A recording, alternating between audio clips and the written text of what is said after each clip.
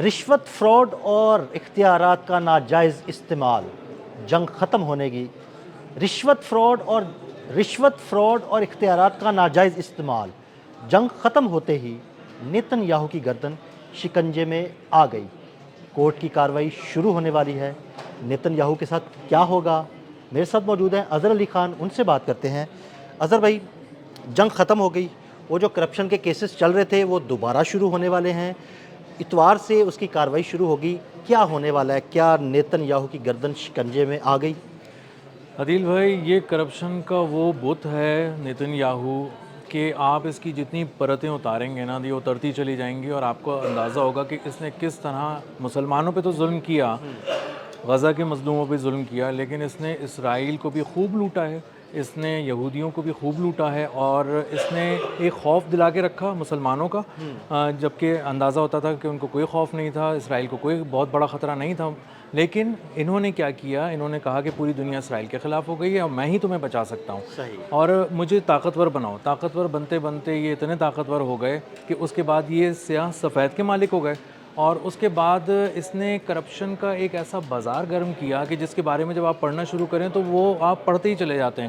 اس کا ایک کیس یہ ہے کہ اس نے قیمتی تحائف لیے اور وہ قومی خزانے میں جمع نہیں کرائے، خود لے گیا، سارے لے گئے۔ ہاں، لیکن وہ موٹے موٹے بھی جو ہیں وہ بھی، کچھ شراب ہے بہت مہنگی اور کچھ سگار ہیں، لیکن جب آپ اور نیچے آتے ہیں تو آپ کو پتہ چلتا ہے کہ اس نے ایک امیج بنانے کے لیے کہ میں بہت ہی پاک صاف اور دودھ کا دھلا ہوں، یہ امیج بنانے کے لیے اس نے میڈیا کو بہت پیسہ دیا، اس نے میڈیا سے بہت فیور لیا، اس نے اور وہ میڈیا کو جو پیسہ دیا گیا وہ بھی قومی خزانے سے دیا گیا۔ جی، قومی خزانے سے دیا گیا، کچھ بہت سارے بزنس گروپ سے جو میڈیا کو پے کر رہے اچھا، یعنی بزنس گروپس بھی ساتھ ملائے، انہوں نے کہا کہ ان کو کہا گیا کہ میڈیا کو پیسے دو یہ تاکہ میری امیج بلڈنگ کر سکیں۔ جی، یہ ایک ماڈل ہے امیج بلڈنگ کا۔ اس میں یہ ہوتا ہے کہ آپ بہت ہی پاک صاف ہو کے کھڑے ہوئے ہوتے ہیں، لیکن بہت سارے پیچھے بزنس گروپس آپ کے لیے پیسہ بنانے کی مشینیں لگائے ہوئے ہوتے ہیں۔ تو یہ کیا تمام یہودی میڈیا گروپس تھے جن کو پیسہ دیا گیا؟ سارے یہودی میڈیا گروپس تھے، بہت بڑے میڈیا گروپس تھے، اور ان کو بڑے بزنس گروپس نے ان کو پیسے دیے اور کہا کہ اس کا ایک بہت ہی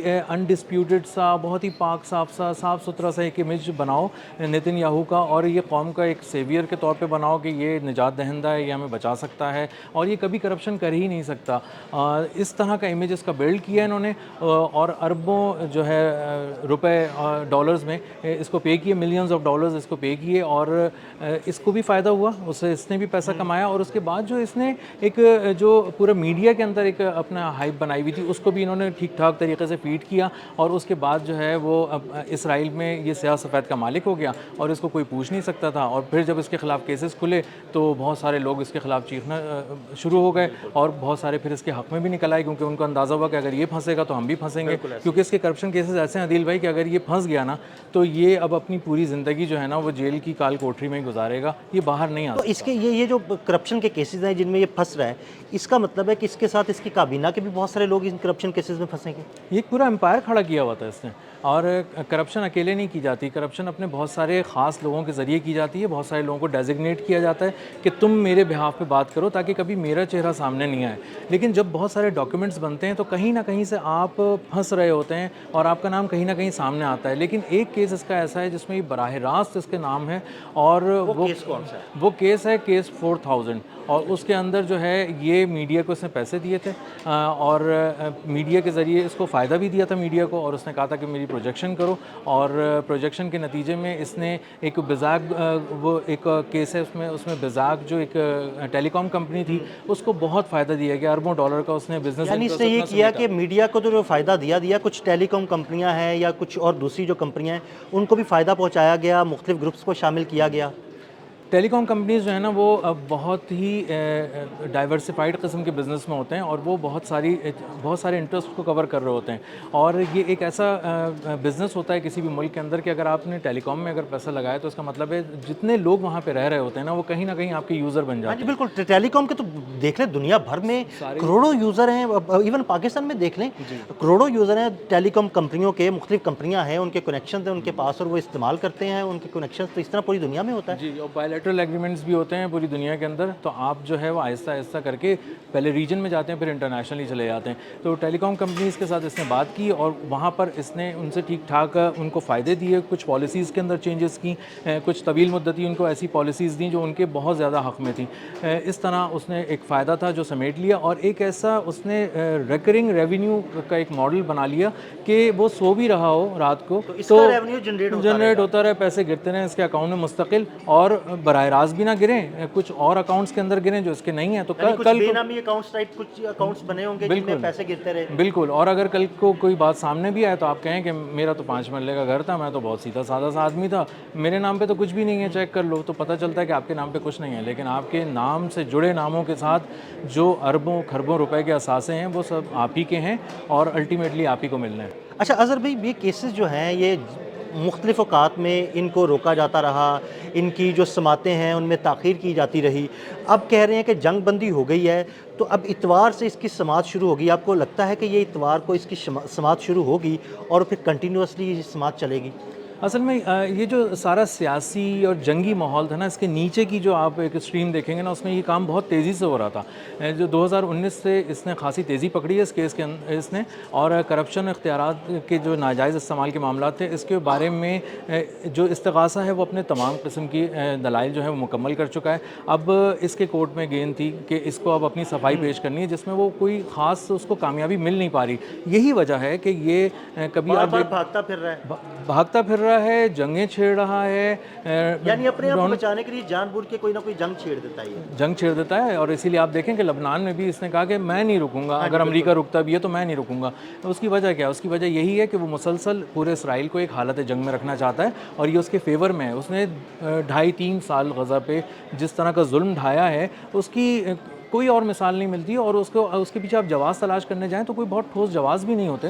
तो आप बार बार लोग जो उसके अपोजिशन लीडर्स भी ये कह रहे थे, दुनिया भर के लीडर्स कह रहे थे कि ये जो है अपने केसेस को तूल दिलाने के लिए सारी चीज़ें करता है। और इसीलिए आप देखें कि डोनाल्ड ट्रंप भी कह चुके कि इसको रियायत मिलनी चाहिए, इसको माफ़ी मिलनी चाहिए, इसको इस्तिस्ना दें और वो करें।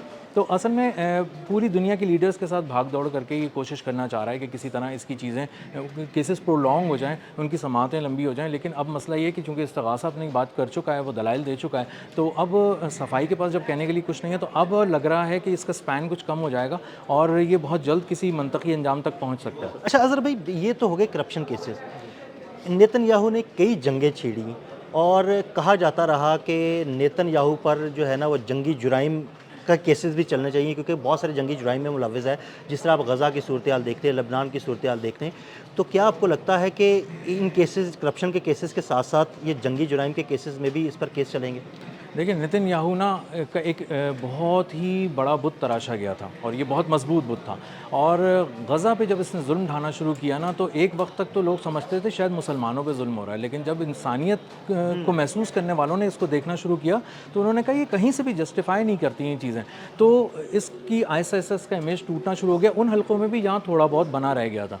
तो अब पूरी दुनिया इसके ख़िलाफ़ हो चुकी है। नेतन्याहू, अदिल भाई, माइनस हो चुका है दुनिया की सियासत से, और अब ये जब भी कभी कोई काम करेगा ना, बिल्कुल नए सिरे से इसको शुरू करना पड़ेगा। और अब ये जो आप जिस तरह बात कर रहे हैं कि ये फंस सकता है, ये बिल्कुल जंगी जराइम में फंस सकता है। इसकी चीज़ें जब खुलना शुरू होंगी, बहुत सारे डॉक्यूमेंट्स इंटरनेशनल ऐसे हैं जिसमें ये लिखा हुआ है कि आपने पानी के वो कुएं तक सीमेंट डालकर बंद कर दिए क़ज़ा के अंदर, जहाँ से वो पानी पी सकते थे आखिर में। तो प्यासा मारा, इंसानियत के खिलाफ जुल्म हो गया ना। इंसानियत के खिलाफ जुल्म हुआ। आपने खुराक नहीं आने दी, आपने दवा नहीं आने दी, आपने डॉक्टर्स को सिर्फ इसलिए मार दिया क्योंकि वो कहीं ना कहीं ये इम्कान पैदा हो रहा था कि कुछ गज़ा के जो मजलूम हैं, ज़ख्मी हैं, उनको किसी तरह से ट्रीटमेंट मिल रहा था और वो उनकी ज़िंदगी बचाई जा सकती थी। तो उन्होंने कहा कि पहले डॉक्टर्स का सफाया करो, सहाफ़ियों का सफाया करो, ताकि इंटरनेशनल सहाफ़ियों को पहली बार इस कदर बड़ी तादाद में वहाँ पे मारा गया ताकि पूरी दुनिया में सच्चाई को रिपोर्ट ही ना किया जा सके। तो इसके जंगी जराइम की तो एक तवील फहरिस्त है। जब ये खुलना शुरू होगी तो फिर अगेन वो, मैं ये कहूँगा कि ये करप्शन की परतों की तरह खुलती रहेगी और दुनिया एक बिल्कुल नई चीज़ की तरफ देखेगी। और जब इसके अंदर झांकना शुरू करेगी तो उसको इस घिनौने किरदार से और ज़्यादा वाकिफ़ होगी और दुनिया इसको यकसर मुस्तरद कर देगी, जो कि पहले भी अब सियासी तौर पे भी माइनस हो चुका है, अस्करी तौर पे भी माइनस हो चुका है। तो अब इसको दुनिया एक थोड़ा बहुत जो एक लेती थी लीडर के तौर पे, वो भी माइनस हो जाएगा। बहुत शुक्रिया अज़हर भाई। अज़हर भाई ने बड़ी तफसील के साथ इस सारे मामले पर रोशनी डाली। मज़ीद अपडेट्स के लिए हमें फॉलो करते रहें। अदील अहमद और अज़हर अली खान को इजाज़त दीजिएगा। अल्लाह हाफ़िज़।